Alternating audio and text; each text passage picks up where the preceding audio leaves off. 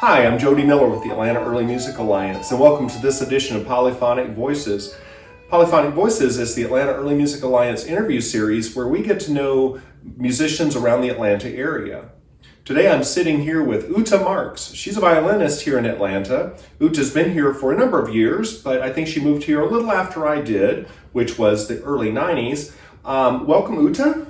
Thank you very much. So Ute, give us a little background. I know from experience that you weren't born in this country, so why don't you tell me a little bit about your life before you were here? Well, thank you very much, and what an honor to be here. Well, thank you. I grew up in the most idyllic, loving, and safe and predictable environments and family settings in East Germany in the early 70s. So it was like Leave It to Beaver, but German style? See, and I never got to see Leave It to Beaver over here. Yeah. I have a lot of little cultural gaps because I've only been here for the last 25 years. Okay. And I missed a lot of the children's series. Okay. But I grew up in a small town of about 20,000 people near the cities of Leipzig and Dresden, Eisenach, which are all very important for the Baroque period. Oh, yes. My special interest in early music. And I grew up in a house that was built in 1929 by my grandparents.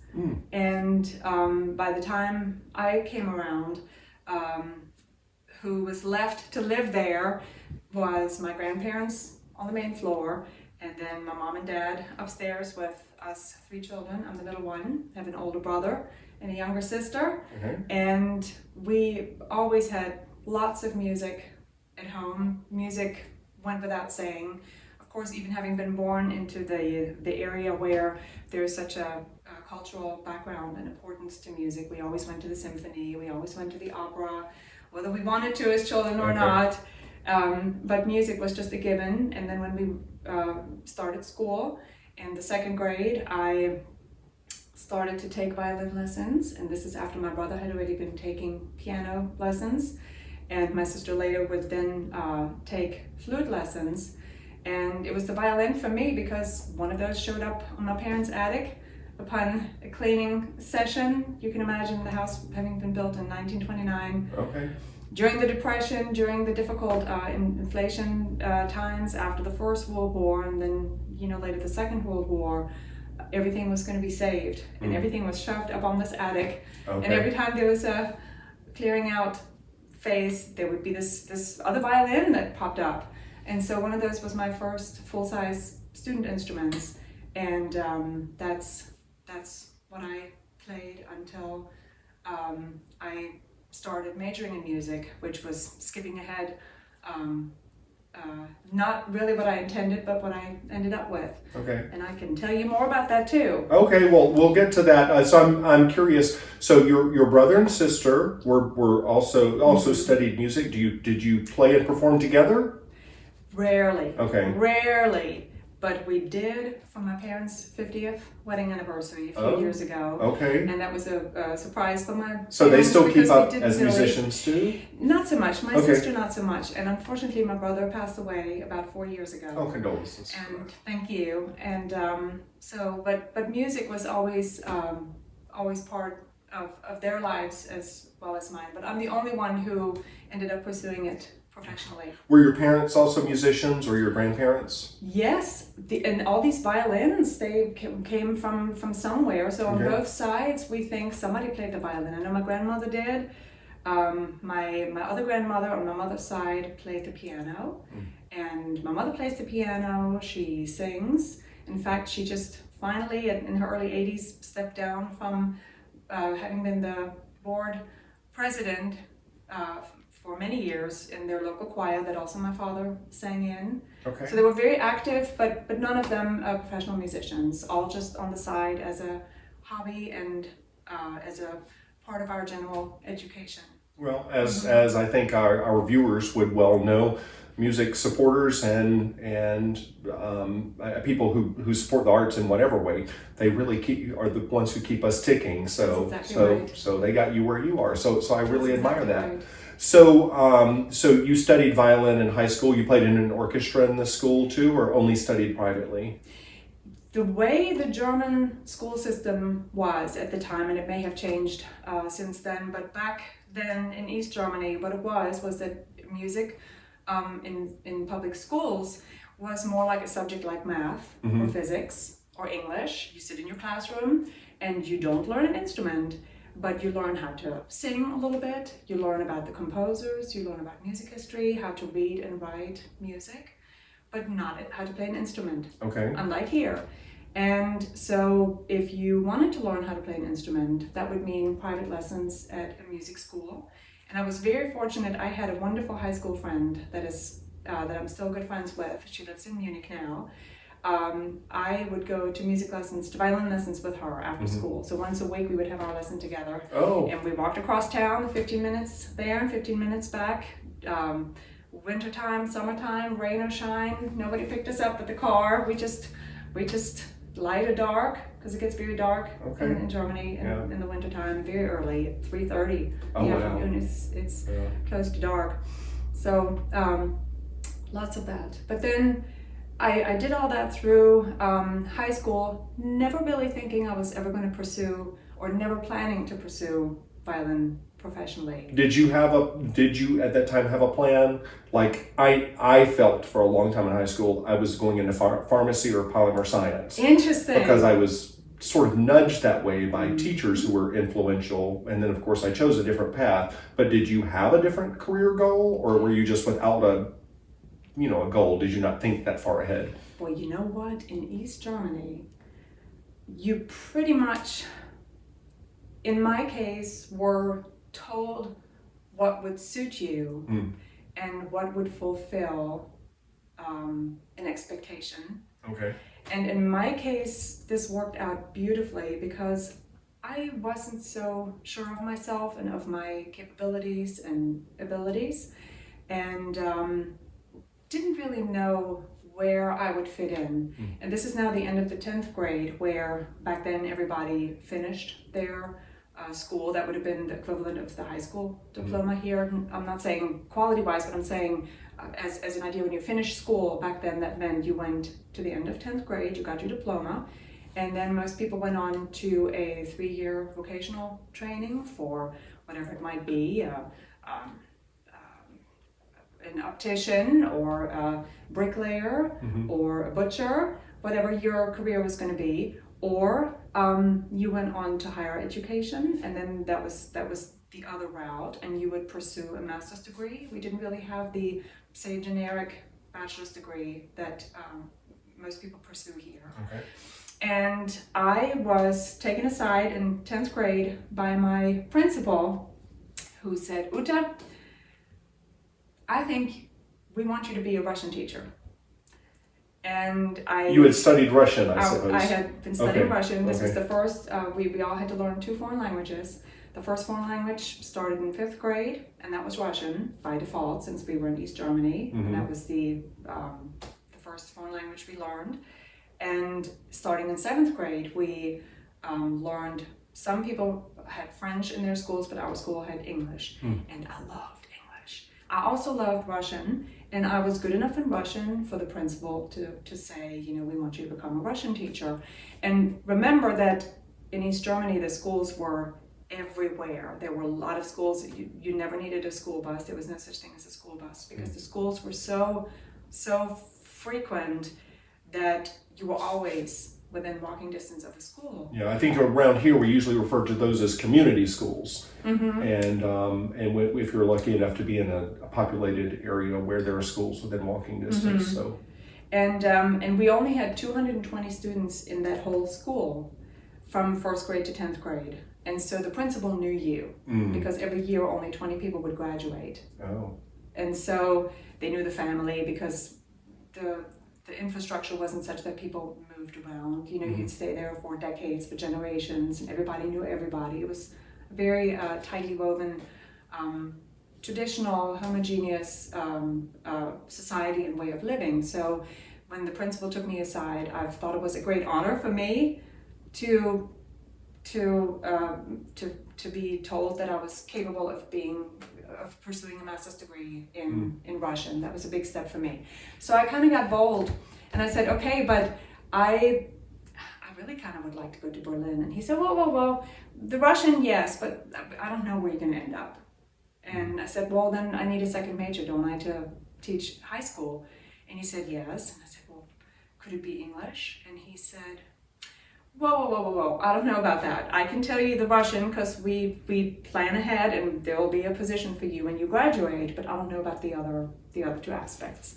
And I thought, well, okay, Russian it is. So then I went to the 11th and 12th grades, which was then another school for the students, and this is how the system was, where you, so to speak, knock out your general education classes so that now at the end of the 12th grade, you are prepared to go on to the university where there's no more general education and only a master's degree and not a bachelor's degree. And when I got accepted, by now remember 10th grade was 1988. Okay. So right before the wall came down. So I went to 11th and 12th grades with Russian teaching on my mind, or in my plans, in my future. And didn't get accepted in Berlin and didn't get accepted for the English, but got accepted in Magdeburg and with German for my second major. And I was just devastated. Oh. That's not what I had in mind. Magdeburg is just not Berlin. Yeah. Might be nice, but I wanted Berlin. And so my parents, this was now 1990, the wall had come down. Nothing was how it had been. Everybody knew out with the old. Nobody knew what the new was. And it was such uncertain times. And my parents were about my age then. And how they coped with these times, all we know is, oh, now finally the East Germans were freed. Well, that's beautiful, but what it took from day to day to live through these uncertain times, because it wasn't like all of a sudden it was West Germany and these were our new parameters. Yeah. We stayed in our homes, in our professions, and all of a sudden, maybe tomorrow you go to the store, you see different products, the prices are different, the currency is different, everything changes, but we didn't know how. And so for the longest time, it was just so uncertain. So here's what my parents did. They said, Ute, we're going to Berlin. Because they figured with so much uncertainty that people would maybe jump ship and say, okay, I don't want this Russian and English spot at the university in Berlin because I'd rather do something a little bit safer or something different, because everybody was changing things. Went to Berlin, spoke to the admissions office. He said, well, would she be capable? Would you take her? I said, yes, we just didn't have enough spaces. And said, well, my parents said, well, why don't you open a wait list? Do you have one? No, I could open a wait list. Well, why don't you put Ute on the wait list? And 2 weeks later, I had my admission. Wow. For Russian and English at the Humboldt University in Berlin. And this was the beginning of the fall semester of 1990. And so I got to live in Berlin right in the middle of everything as the wall changed and East and West came together. And that was just a magnificent part of history. All because your parents went to bat for you. That's right. I love it. And so that was just wonderful. Except then I started with Russian, but at this point, nobody needed Russian teachers anymore. Okay. Because the whole system had changed so much, and I knew that, and I was wondering what my future was going to be. And I had this one fallback, and that was the violin. And as luck would have it, it turns out, and that's why I just think I'm just so fortunate and I'm so grateful. A cousin of mine, it's actually my mom's cousin's daughter, happened to teach a prep course for students, such as me, planning to audition for music majors in Berlin. What were the chances? That's exactly what I needed. I'm still stuck on the fact that you called music your backup plan when in almost every instance, music is the plan and there has to be a backup plan in case music doesn't work out. So I love this story so much already.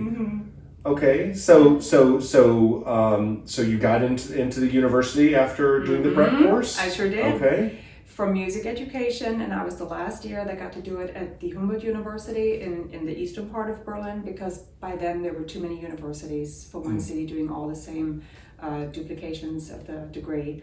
And so I got my master's degree in music education and English and American studies, and which is the reason why I came to Atlanta in 1994 for one academic year to Georgia State, of all places. Yeah. People ask, what in the world brought you to the South? And then I say, well, I also applied at Montgomery and I also applied in Mobile. Wow. And I'm very glad that I ended up in Atlanta. I'm glad you ended up in Atlanta too. Well, thank you. This has been a wonderful last couple of decades. Yeah. But Atlanta has been good for me because this is where I found my love and my husband of 26 years. Was he at Georgia State? How did you meet? No. Okay. We met at the in different places. There used to be the European Association in Midtown that would meet once a month. There was a German-American business Stammtisch. There were different other international restaurants where we would see each other, because I was looking, this is the first few weeks that I had been here as an international student, just planning to be here 1 year and go back in 1995 after that year at Georgia State. And so my husband and I met pretty much the first few weeks that I had been here. He was new to the Atlanta area. He is an ophthalmologist who has had a love for this music, and I'll tell you how we met. We ran into each other. He's fluent in German. He knows the German culture, and therefore it's a good mix because we really understand each other, or he understands me. Yeah. And we got to talking when we kept seeing each other at these European gatherings. And he asked, I understand you're a music major, do you play the violin? And I said, that's my main instrument. And he said, do you like Baroque music? And this here in the South, and I said, this is my favorite period in music history. Or do you like Bach? That's my favorite composer. There was no way he could have known. I didn't know anybody, he didn't know anybody. Wow. And he said, well, you have to play something for me sometime. And I did, and we got to know each other, and we were hoping to work out that we would be able to build a life together, and whether that was going to be here or in Germany, we had to figure all that out. Okay. So we dated for that year, and got used to the thought that it might make the most sense for me to move over here. And so we got engaged at the end of that year. I went back to Germany to finish my degrees because I was studying music education here, but not so much the English. I figured one major was enough. Yeah. If I was going to get to know the culture and the life and learn anything. Finished my English degree in Berlin, and then we got married in between all this. I had to quit my German life, say goodbye to all my relatives, and stop the lease and sell my furniture, pack up what I was going to bring, have a lot of exams in between, because in Germany at the time you it's like a board certification where you do everything at the end. All these exams, and of course there was English, I had a recital to play, I had all these written exams, oral exams, and the next day I flew over here and started my life with Bill. Wow. And now you live 3 miles from me. Yes. Which is just what amazing. Are the chances? What are the chances? So tell me about your time at Georgia State, especially your musical life there. What opportunities came upon you at that point? Yes. I was very fortunate. Oliver Steiner was my violin teacher, and I adored him. And it was such a different teaching style, such a different way of what I had been exposed to in Germany. And I absolutely needed that. So I loved my lessons with him. I had another beautiful acquaintance, and that was Dr. Eckhard Richter. Oh, yes. Dr. Richter. And we lived roughly in the same area of Atlanta, to where we saw each other on the bus, saw each other on MARTA to go to Georgia State and back home. So we got to know each other a little bit. And he remembered my fondness of Baroque music during my time at Georgia State, that when I moved to the United States in '97, and the Atlanta Baroque Orchestra was being founded, which I wasn't aware of, he called me because he had kept in touch with me, and he said, Ute, I've not heard from you. Are you not coming to audition tomorrow for the Atlanta Baroque Orchestra? And I said, I don't know anything about this. Well, I sent you a letter. Well, I didn't have the letter. So come and play if you want. You always like Baroque music, right? I said, I would love it, but I have no Baroque violin, no gut strings. I have nothing prepared. Just come, it'll be fine. And so thanks to him, did I have that opportunity that originated back at Georgia State to be part of the Atlanta Baroque Orchestra since its founding. Yeah, one of the founding members. Oh, and I remember clearly all the hubbub about the Atlanta Baroque Orchestra coming together and all the work that the Nordstroms and others put into that. Goodness. And obviously Eckhart, which I Mm-hmm. didn't know how involved he was in the founding of that. And to anyone who doesn't know, because Eckhart passed away relatively recently. A year and a half ago? Yeah, it's been relatively recently. I believe he was the president of the Atlanta Early Music Alliance for a while. If not, he was on the board, but I remember he had a very important role with the organization. Yes. So, and had quite a reputation as a Baroque cellist too. Yes. So Atlanta Baroque Orchestra, how did you accommodate your participation in that? Did you quickly get your violin adjusted and changed? I was on a mission. Okay. This was a beautiful opportunity that in Germany I would never have had, because the historical playing style and the orchestras had been in existence since the 70s in Germany. There was no way that you can just enter with where I was. And so I was on a mission. I was determined to get me a Baroque bow, and where I'm from in Germany is very near one of the old traditional violin and bow making areas. Also brass instruments called Markneukirchen. Okay. And it's a little town, not quite as famous as Mittenwald in the south of Germany in Bavaria, but Markneukirchen is very nearby, and it has wonderful instrument makers. And this is where I bought my Baroque bow. Okay. And on one of my visits to Germany, I got one. I didn't really know what I was looking for because I was so new to this, but I found one that spoke to me. So I had that one settled, because the bow is a high percentage of what Baroque playing does.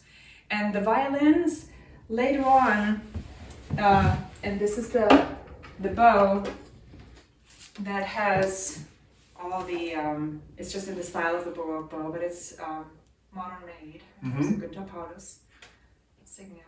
And so I've learned how to play with this bow, and which is so much lighter than a modern bow, and feels quite different. And it's more like a stick, handles like a stick, not like a bow that does all these fancy tricks for you, kind of on its own.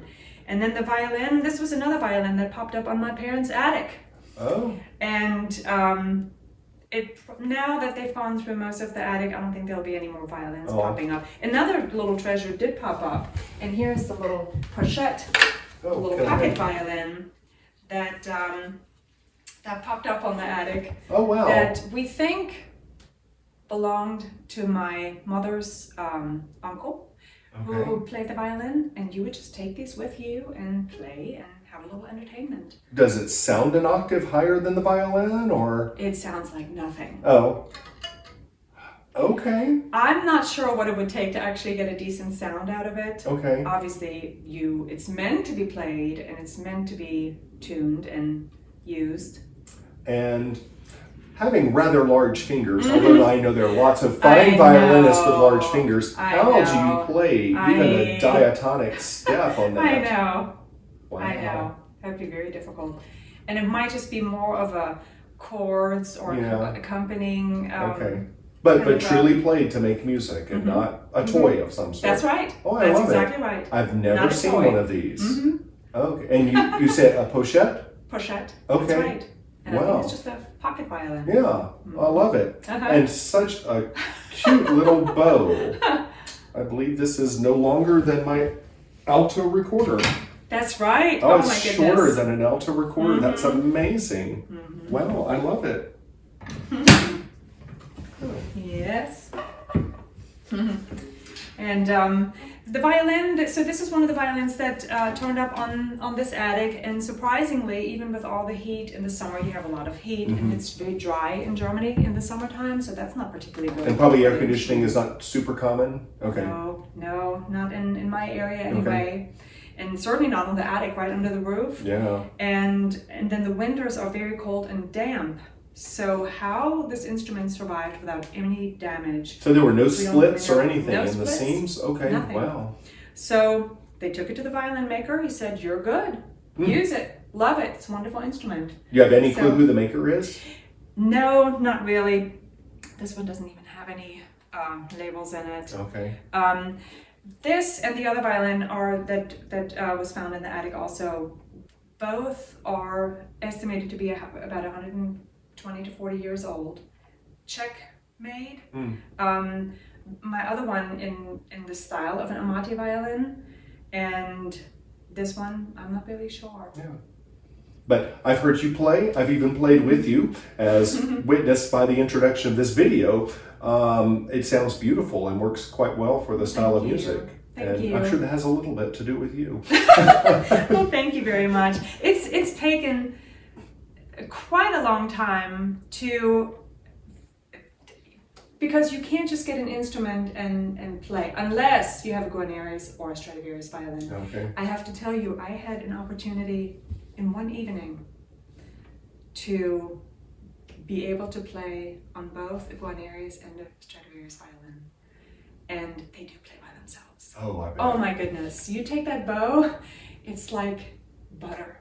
Wow. And if all beginning students could just have a great violin like this, everybody would stick with it, and parents wouldn't be frustrated. Yeah, there was some, and this is such an old anecdote, but I read somewhere, maybe when I was in high school, that all of the best instruments should be collected and given to the youngest students. Yes. Because they need fewer obstacles in becoming good musicians, and Absolutely. Instruments are often obstacles. And I certainly understand that. Yeah, because it takes a lot of intuition, as you know from the recorders too, to get the right sound out of the instrument. And when you switch back and forth on instruments, it always takes a little while to get back into what does this instrument need? How do I coax that sound out of it? Yeah. And even on a more basic level, why play an instrument that doesn't even give you the sound that makes you feel like you're going somewhere with it? Exactly. Yeah, exactly. Exactly. So I also know that you and George Leuchtenberg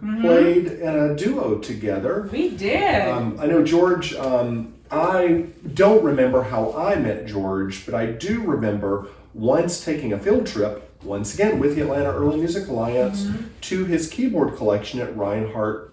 I don't know if it was college or university at the time, but we got to see a wonderful collection of keyboard instruments. I mean, there were, I can't even begin to name what was all there, but for the first time in my life, I saw original harpsichords from the 17th and 18th centuries. So tell us a little bit about your experience with George. I know, I in hindsight, I didn't even know what treasure it was to know George. And we met at Reinhardt College at the time in 97 when I first had moved here. And we started a little duo together, and I got to play with him these annual recitals at Reinhardt College. First at the Hoke O'Kelly Auditorium, and then at the wonderful Fellini Performing Arts Center.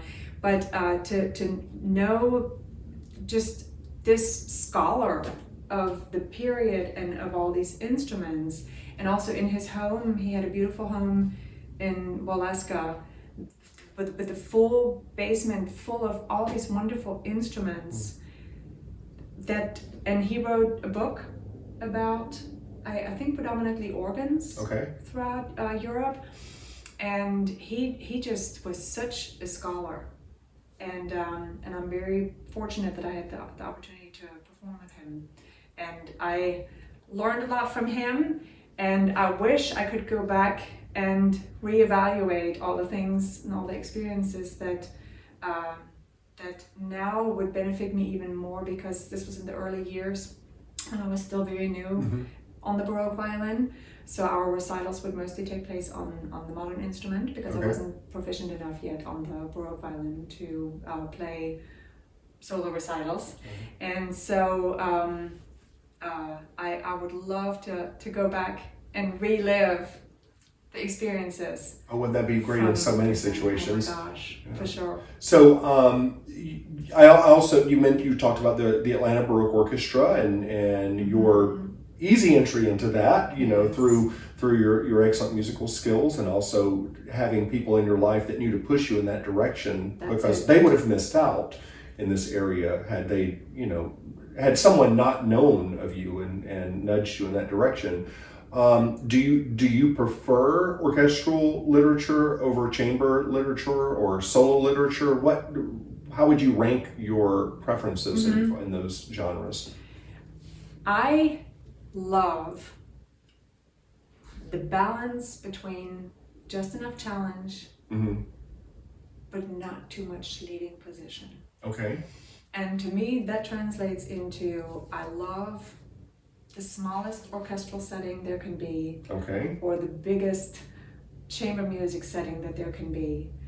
A solo recital is a lot of pressure, and a big challenge for me. And a bigger orchestral setting is wonderful too. I enjoy that. But if I had it my way, I would play with you all the time. Oh, I love that. And I love the smaller settings. When with the Atlanta Baroque Orchestra, we have the smaller intimate groups, which 90% of the time we have. That's what I love, because I matter, but I'm not in a leading role, except occasionally when I have the privilege to be in a leading role. But I wouldn't choose that for my every performance. So you don't spend your life pushing people out of the way so you can be the star.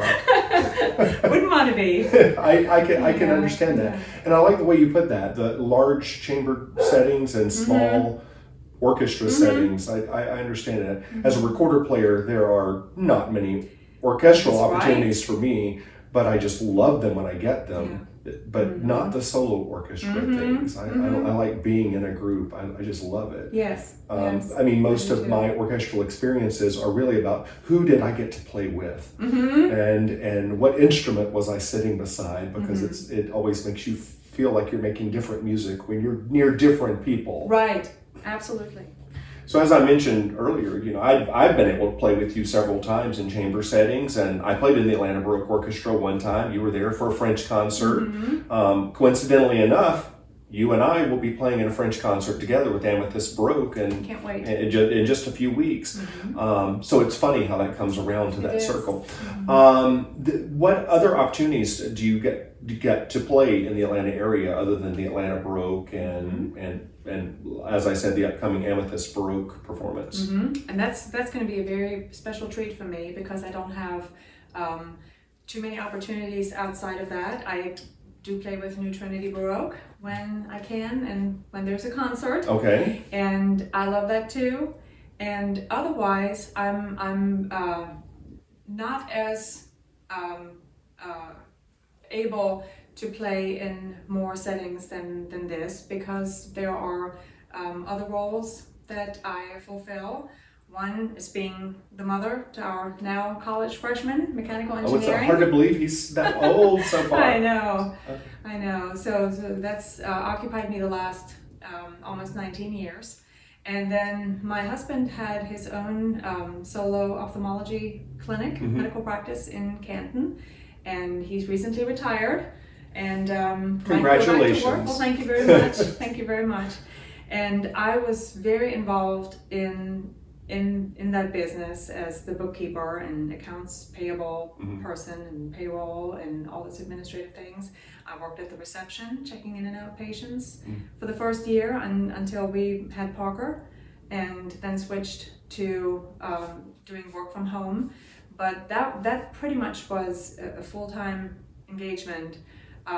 Then you have the house and the yard and all these other obligations, so that travel wasn't really possible for me. And the music therefore has just always been a special luxury for me when the opportunity came about, and that is mainly with Atlanta Baroque Orchestra and some with New Trinity Baroque, and and then special opportunities like this, which now I'm hoping to be able to take advantage of more now that my office and medical practice responsibilities wean off a little bit. Oh, I love it. And I'm sure once word gets out, you'll probably have more opportunities than you would still be able to necessarily take. But Well, that's a good problem to would have around welcome here. it. That's a good problem to have here.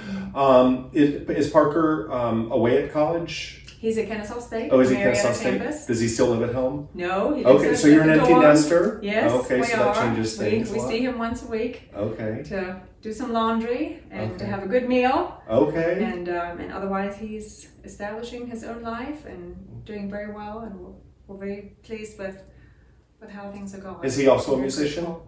He is very musical. Okay. He played the piano a little bit, and but gave it up and never really came back to it after.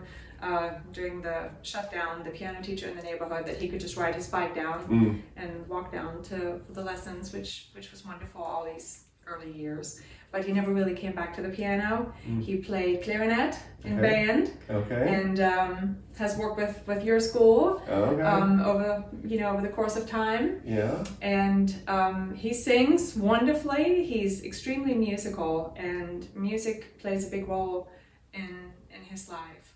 As far as has a lot of meaning for him, and maybe one of these days he'll come back to. He might do that.